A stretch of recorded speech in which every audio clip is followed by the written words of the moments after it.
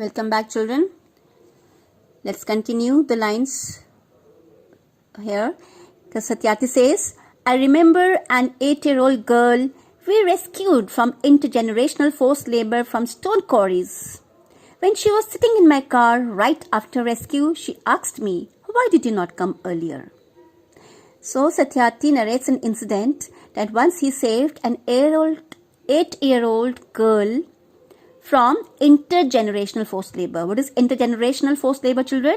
It is a labor which is done from one generation to another generation. Like if father is a cobbler, his generations would also do the work of a cobbler only. So this girl, 8-year-old girl, was rescued from the stone quarries. Stone quarries is a place from where stones are dug out. Okay. After the rescue, okay, this girl questioned Satyati. This question was full of complaint. Okay, she said, "Why did you not come earlier? Why didn't Satyati come earlier to rescue her?"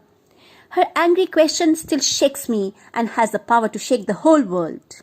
Children are questioning our inaction and watching our actions. So Satyati clears out that children are questioning our inaction. Children are watching us, watching our actions, that we are passive in our behavior.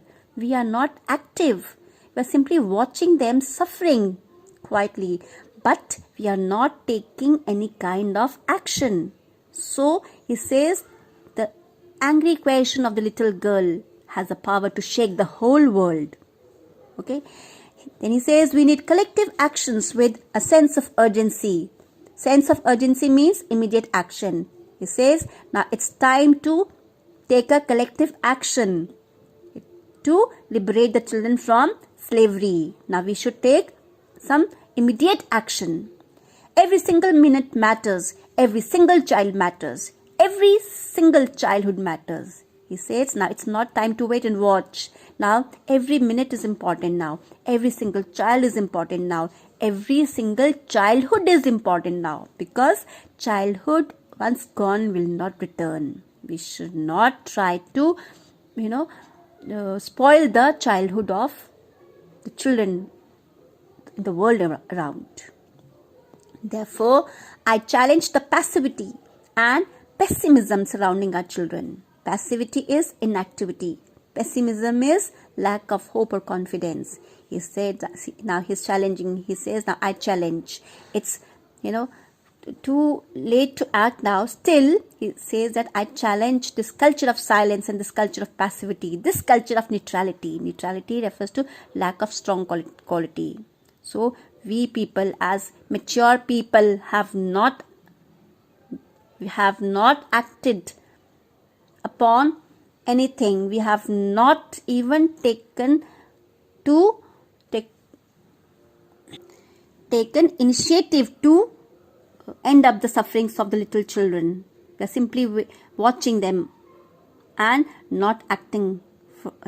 Therefore, we must be bold. We must be ambitious and we must have the will.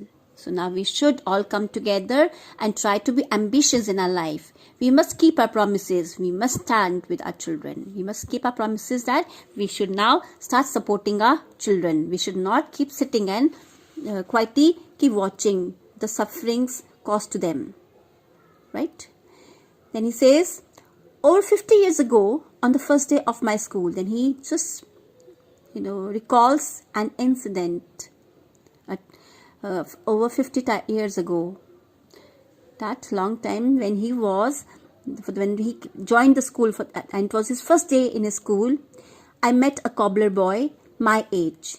He met a cobbler boy of his own age sitting outside the gate of my school. That cobbler boy was sitting outside the gate of his school. I asked my teachers, why is he working outside? Why is he not with us in the school? My teachers had no answer.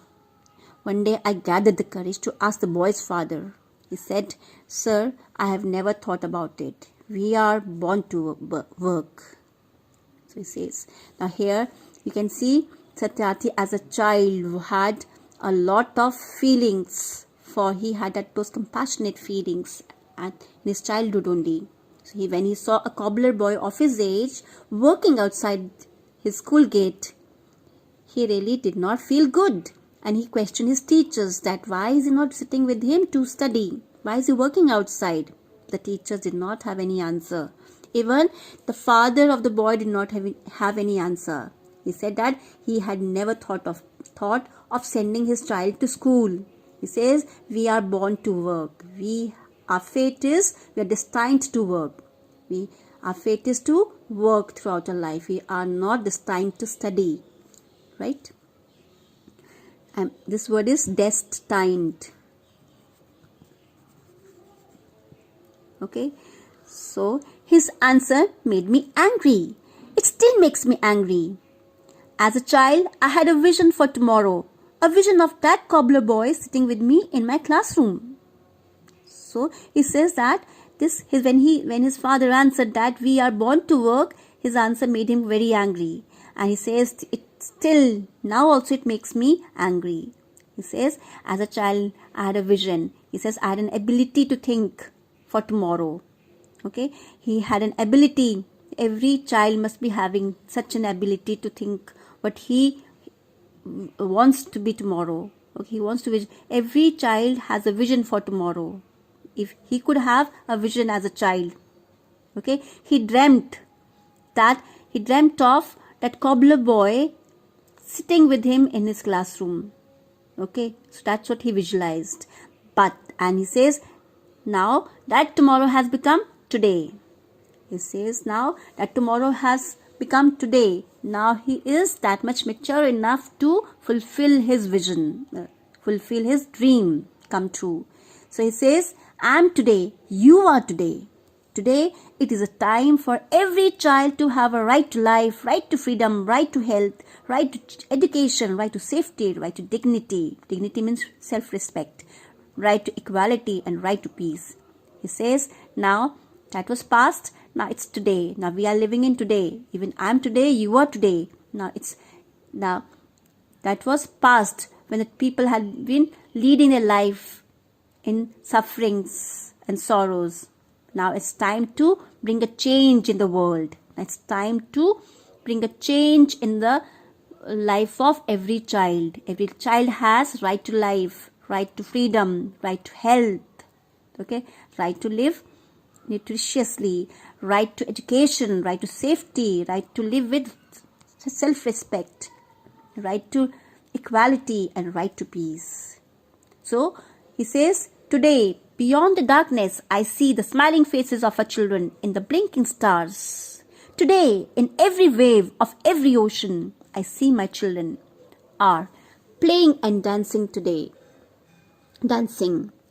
Today, in every plant, in every tree and mountain, I see our children growing freely with dignity. So here, children, you can see what is, Satyarthi has, now this was his dream as a child. He wanted that even the, laborer child should come to him because it is his right to sit and study.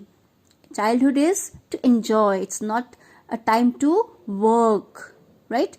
Therefore, he says, now today, beyond the darkness, now he see a change. Now he visualizes a change in the life. He says that in every blinking stars, every twinkling stars, he can visualize the smiling faces of the children across the world.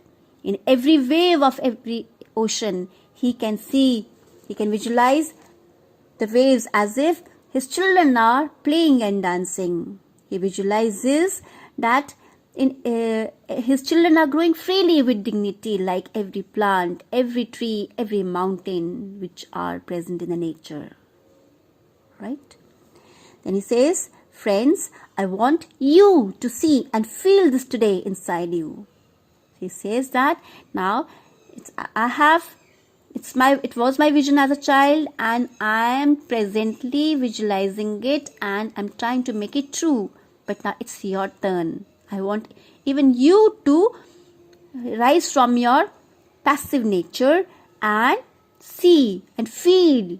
What do you feel here? You just feel it deep beneath within your heart? What do you feel?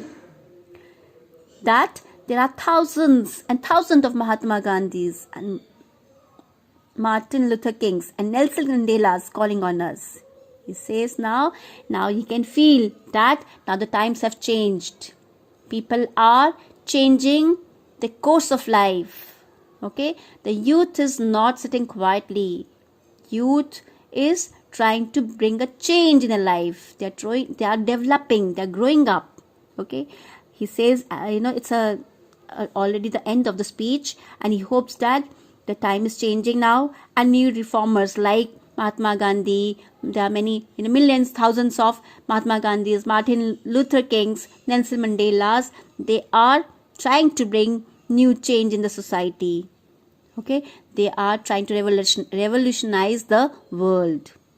Okay, that's what he feels so. He says that now world is not as poor as it had been. It's not suffering. Okay, there are many reformers. There are many great people. There are many personalities who are bold enough to fight for their rights. So he says, let us democratize knowledge. Let us universalize justice. Together, let us globalize compassion. So he says that let us come together and provide education to all. Let us provide justice to all. So that is, a hint given to the government that all the government should also try to make child-friendly policies that could bring some change in the lives of suffering children. Right? Then he says, together let us globalize compassion. Let us make the compassion worldwide. Then he says, I call upon you in this room and people all across the world. Call upon you means I turn to you. Then he says, he expects from the people in this room and all across the room. Okay, I call for a march from exploitation to education. A call for march from poverty to shared prosperity. A march from slavery to liberty, and a march from violence to peace. So children, in these lines, Satyarthi is trying to, ask our help. He just wants us to come together, and all together let us put an end to all kinds of violence to children. So he says that I call upon you in this room and people all across the world. I call for a march. That he just demands, that he says, I want that we should all come together and provide education to children. There should be no more exploitation. Exploitation is making unfair use of someone. Please write there, making unfair use of someone. He says, let us now give up exploitation. Let us end up poverty and share success together. Let us march from slavery to liberty. Now everyone should be free to live in the world. Let us march from violence to peace, and let us fight against violence and bring peace in the world. Then children, in the end, Satyarthi quotes words from Vedas. Okay, he says, Asto ma sadgamaya, tamso ma jyotirgamaya, mrityur ma amritam gamaya. He says that let us march from ignorance to awakening. Let us march. What is ignorance? First of all, I'll explain this line, children. Let us march from ignorance to awakening means let us march from unreality to reality. Let us now wake up. Let us not stay ignorant in our lives. Let us not be blind to the realities of the world. Okay? Let us march from darkness to light. That let us now come out of our ignorant state of mind and gain spiritual knowledge. Light is spiritual knowledge. Let us march from mortality to divinity. What is mortality? Mortality is short life. That humans have short life. Let us come out from the worldly affairs. Let us come out from materialistic way of leading life, materialistic life. Okay, and come to lead to, we should come from this materialistic life towards self realization.